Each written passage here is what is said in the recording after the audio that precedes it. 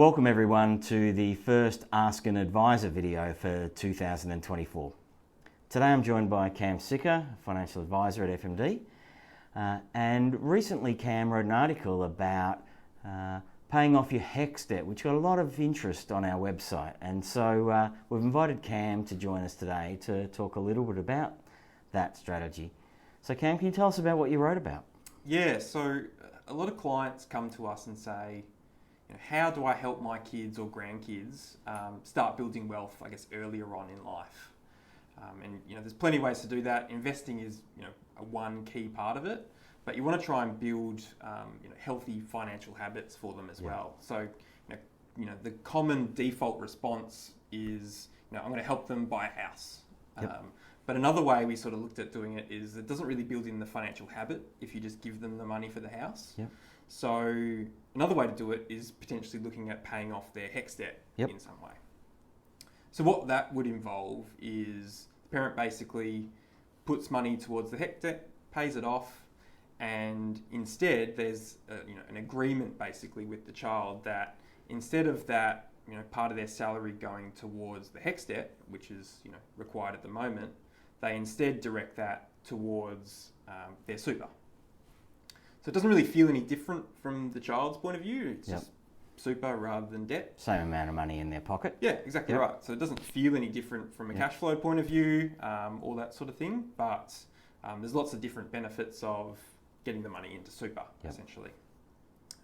The key one is there's no debt, so you don't have to worry about the indexation anymore. You're putting extra money as salary sacrifice into super that reduces their income tax. $25,000 debt is probably $4,000 worth of tax saving over time. And then putting the money extra into super, you can either leave it there, invest it, it grows over time, compounds over time, or it sort of will potentially qualify for the first home super saver scheme, which is sort of where that house ties in. So if you put money into super, right, obviously it's there till you're 60 at least. But there is an opportunity in this case to use access the first home buyers. Say, what's this thing called? The first home super saver scheme. The first home super saver scheme. Yeah. How does that work? Yeah. So essentially, you need to be a first home buyer, so you can't have bought one before. But you need to put extra money into your super for it to qualify towards this scheme. So it's not your employer contributions, it's extra you need to put in. So that's how this extra contribution you're doing in this way sort of qualifies for that scheme.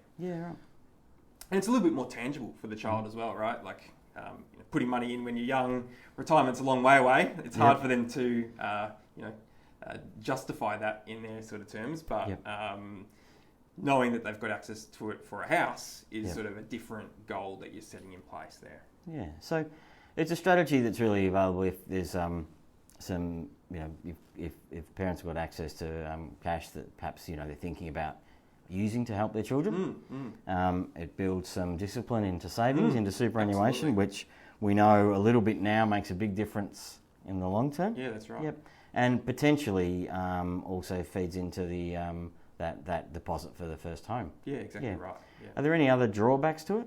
Well, I mean, you got to have this agreement with your child. Basically, it's almost a a verbal honour agreement at the end of the day that they will do this salary sacrifice arrangement for a long period of time. They don't have access to their super, right? So if something goes wrong, they don't have access to those funds. Not that they would anyway. The ATO is going to take it out either way if they don't. Yep, that's right.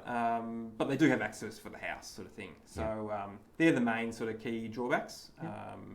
But the key is, I guess, you just want to try and build in those healthy financial habits, which is what this does, versus just giving the money for a house, basically. Yeah, great.